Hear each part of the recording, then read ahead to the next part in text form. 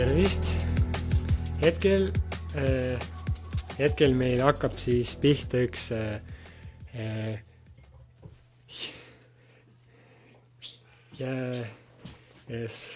saade siis, ehk siis mis on meil juba kolmas saade, mida siis teeb Eesti Kogelejate Ühing. Ja täna me arutleme siis teemal, milleks on tahtlik kogelus. Ehk siis me ise teeme, eks me ise räägime siis kogeldes. Ehk siis teeme endale kõnes siukseid blokke, et siis ennast harjutada ja ka testida. Hetkel on meil siin siis täna laua taga Gert, siis on Andres, siis on Hardi ja siis on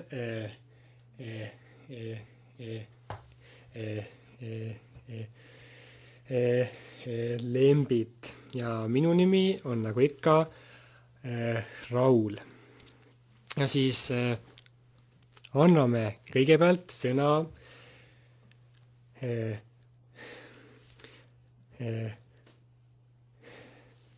Hardile, kes siis teeb selle teema siis lahti. Nii, Hardi, palun. Tere! Ma räägin siis oma kogemustest tahtlikute plokkide tegemisel. Et kõigepealt seda teemat, nagu mõnele muule vist meil siin tutvustas Külli Rohte. Ja mõte oli selles, et see oli kunagi Van Riperi poolt välja mõeldud tehnika, ma arvan. Ja eesmärk oli selles, et kui sa tahtlikult kogeled, siis sa võtad kontrolli oma kogeluse üle ja sa suudad tegelikult olukorda kontrollida. Ja samuti oli tal teine eesmärk, et see karastab sind justkui. Et sa siis, kui tuleb sul tegelik plokk, et siis sa oled seda juba nii palju harjutanud, et sul on sellest savi. Ja meie tegime alguses, läksime õue ja tegime tahtlikku kogelust, küsisime kusagilt putkast palju kell on. Ja see oli päris õudne. Ja mis mul ei meeldinud väga selle juures seda, et ma vahest ikkagi ei saanud sellest kogelusest üle, et ma jäingi seda sõna kordama, et kui ma võib-olla muidu oleksin saanud küsida ilusti ära palju kell on, siis ma tegin selle tahtliku kogeluse seal palju ja siis enam muud ei saanudki öelda. Et kuidagi see tahtlik kogelus, ma arvan, pani nii palju pinget peale, et siis ma jäingi sinna plokki. Et siis ma arvan, et jäi ära see teine staadium, kus siis oleks öeldud, et mida teha siis, kui sa plokis oled. Et üritad teha tahtlikku kogelust, aga sul ei tule sõnad välja. Et mida siis ette võtta. Ja. Aga ma olen seda proovinud teha küll päris palju, et inimeste reaktsioon on tegelikult selline, et neid väga ei huvita, kas sa kogeled või mitte. Ma olen näiteks läinud, mäletan, Statoilisse viimati ütlesin niimoodi, et küsisin, et mis number tankl on, siis ma ütlesin, et mul on number 8. Siis ta ei teinud mingit nägu, lihtsalt tegi oma asju seal edasi ja võttis mult raha ja et ta nagu ei saanudki aru, et midagi oleks väga valesti. Et ma ise ka läksin, ma arvan, sellise enesekindla hoiakuga, vaatasin silma ja siis tegin, et see ongi normaalne. Ja ma arvan, et kui sa suudad sellise hoiakuga minna, et see tahtlik kogelus on normaalne, ega siis teised ka võib-olla võtavad seda samamoodi. Selline arvamus. Jah, selles mõttes väga hea nagu samas arvamus, aga hetkel siiamaani pole teinud nende saadete jooksul vabatahtliku kogelust, sest mul see tuleb ise juba nii palju, et mul pole mahti olnud. Aga väga, väga hea on see. Ma ise olen ka seda natukene kasutanud ja harjutanud, kuid sellest ma räägin lühidalt natukene hiljem. Nii, järgmisena räägib siis oma kogemustest tahtlikust kogelusest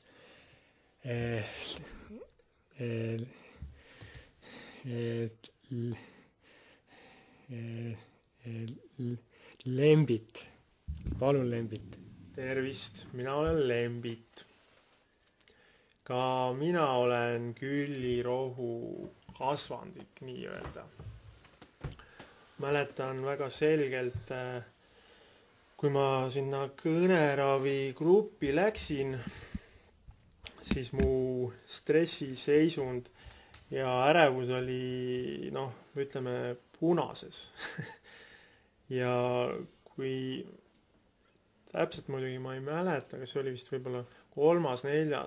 kord, kui ma sinna läksin, siis meil grupil antigi ülesanne, et lähme tänava peale ja siis hakkame inimeste käest küsima kella ja mingeid suundasid ja tahtlikult siis koogeledes. Minu jaoks oli see muidugi topelt šokk. Ma mäletan väga selgelt, et ma küsisin ühe korra ainult. Ja see inimene ei saanud must nagu midagi aru ja pealegi nagu tema keha keelest oli nagu aru saada, et teda ei huvita ka, et tal on kiire nagu. Ja siis ma sain sealt sellise väga nagu ebameeldiva kogemuse jälle. Aga samas sellised olukorrad, kus inimene on, arvan, sellises eeletus nagu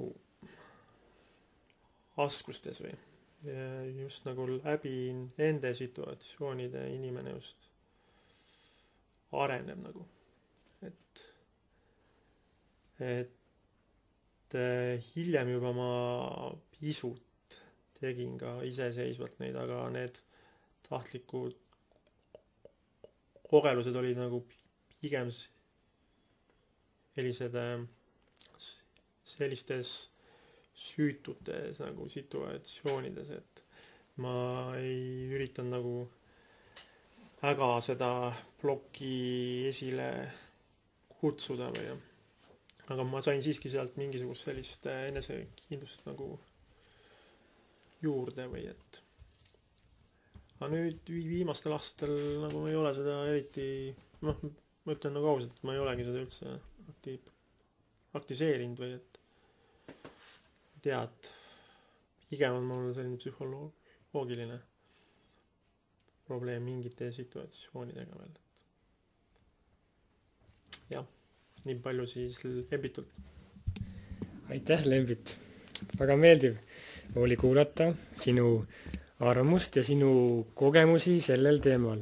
Ma siin hetkel ise ka vaatan neid harjutusi, mida me oleme teinud, et meelde tuletada neid erinevaid kõneharjutusi ja ka võib-olla saada aru, et kui palju tegelikult nad aitavad, kui neid kasutada.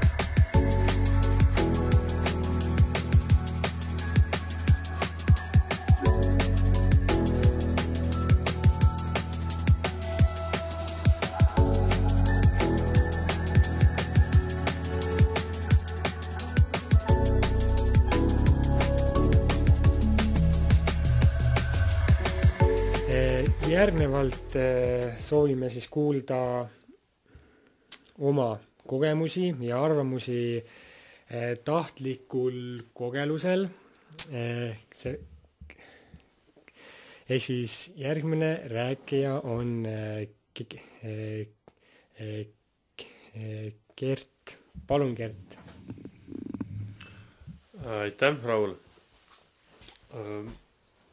Ma pean tunnistama, et mu kogemused selles teemas on küllaltki väikesed. Muidu tavaelus ma ei ole vist kunagi seda kasutanud, aga ma pidin kasutama seda natuke siis, kui ma läksin logopeedi juurde, kui ma hakkasin seal logopeedi juures käima ja siis ta sundis mind minema sealt kabinetist välja ja siis ma pidin kuskil trepi peal mõne inimesel sabas kinni haarama ja kella küsima ja siis mäletan, et all seal garderoobi tädi juures küsisin ma ka kella ja siis ise üritades seda tahtlikku kogelust teha ja siis ma sain garderoobi tädi käest sõimata, sellepärast et kell oli mu kõrval ja siis ta ütles, et on ikka rumal inimene, et ei oska vaadata, kui see kell on. Ja siis ma mõtlesin, et siis ma ei taha enam seda tahtlikku kogelust teha. Just nimelt, jah, et see oli siuke kerge tagasilöök. Aga see tahtlik kogelus aitas mul aru saada sellest, et tegelikult on inimestel üpris ükskõik, kas ma kogelen või ei kogele, et see oli ka pigem minus endas kinni, et ma ise arvasin päris mitu aastat, et ma olen kuidagi, ma ei tea, kuidas öelda, halvem inimene sellepärast, et mul see kogelus on, et siis teised vaatavad mind nagu natukene nagu, et ma olen kuidagi nagu teistsugune, aga siis ma sain ka aru, et see on ainult mu mõttes kinni ja tegelikult enamustel inimestel, välja arvatud see garderoobi tädi, et enamustel on küllaltki ükskõik, kas ma kogelen või ei kogele. Aga jah, rohkem mul ei ole sellega kokkupuuteid olnud, sest avaelus ma seda kasutanud ei ole, et võt. Aitäh siis, Gert. No jah, selles mõttes, kui ei ole vaja ja siis muidugi ei pea. Ma siin vaatan ka, et need kahel eelmisel ehk siis, kes rääksid sellel teemal, on olnud ikkagi neid halbu just kogemusi tahtlikul kogelusel. Ehk kogeluse juures. Saadame siinkohal tervitusi garderoobi tädile. Väga hea. Aga no see kindlasti, ma arvan, et oli päris hea samas kogemus ka. Ehk siis samas kogeda seda, et jah, kuidas sulle kohe samas vastu öeldakse, kui sa tegelikult ise tahad nagu ennast proovile panna ja harjutada. Nii, ja me soovime kuulata tahtliku kogeluse teemal arvamust ka Andreselt. Palun, Andres. Aitäh, Raul. Ega 2 ilma 3 ei jää. Minul on ka rohkem negatiivseid kogemusi. Mina ka ei ole tahtliku kogeluse kursust nii-öelda läbinud ega diplomit saanud.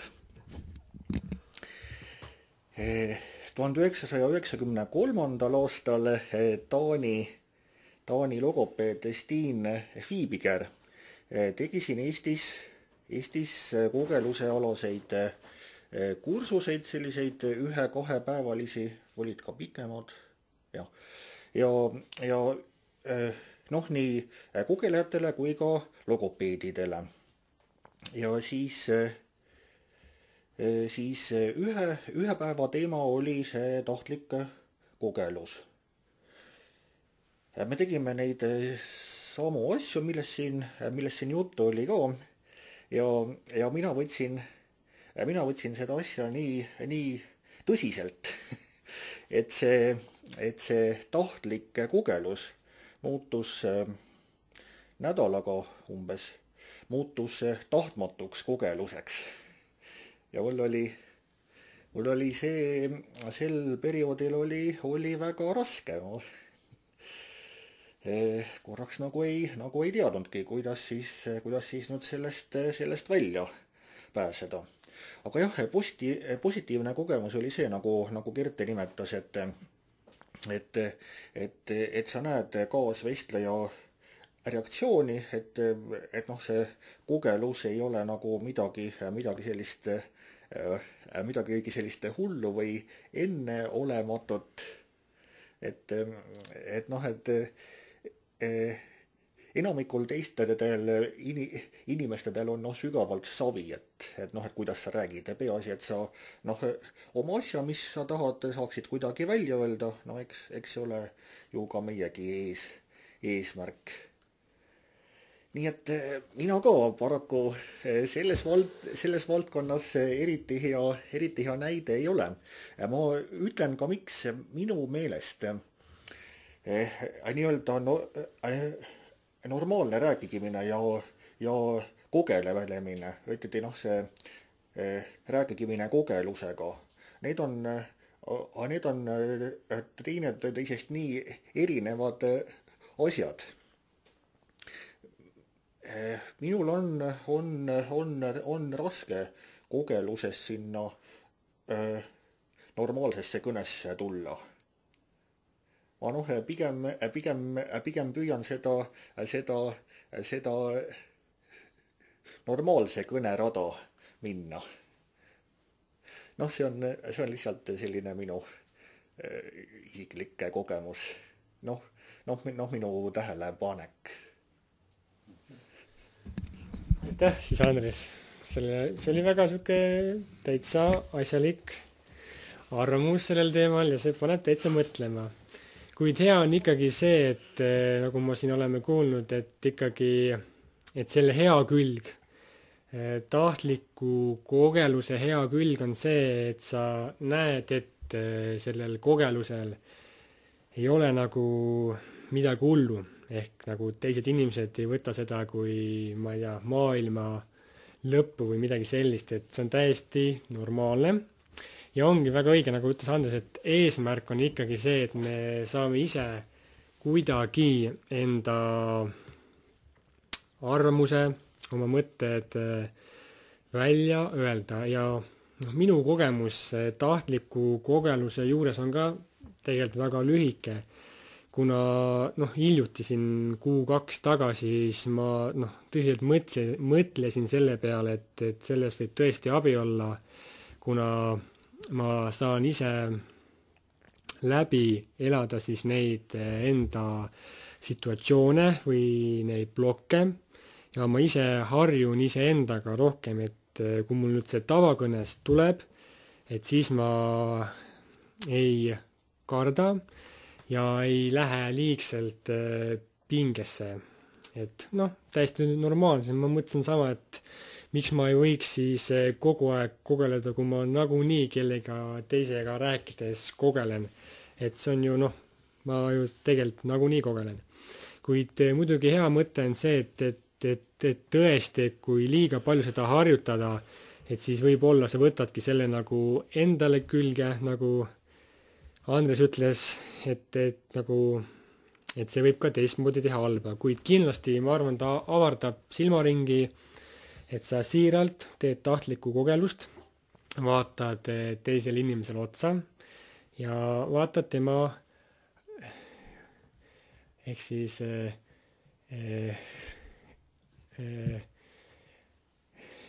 reaktsiooni ja harjud sellega ja näed, et kogeluses ei ole midagi hullu. Nii et aga ma ise ka ikkagi püüan seda vahepeal proovida ja ennast testida ja harjutada endaga. Ja aeg ongi siis tänaseks lõpetada, kuna siin meil mõnel inimesel on ka suht kiire ja tuleb ka teha tööd siin pühapäevasel päeval. Seega ma tänan kõiki kõiki, kes siis oma arvamust avaldasid ja loodan peagi, et me saame jälle mõnel asjalikul kogeluse teemal rääkida ja kuulata üksteise arvamusi ja kogemusi. Seega aitäh ja kohtumiseni!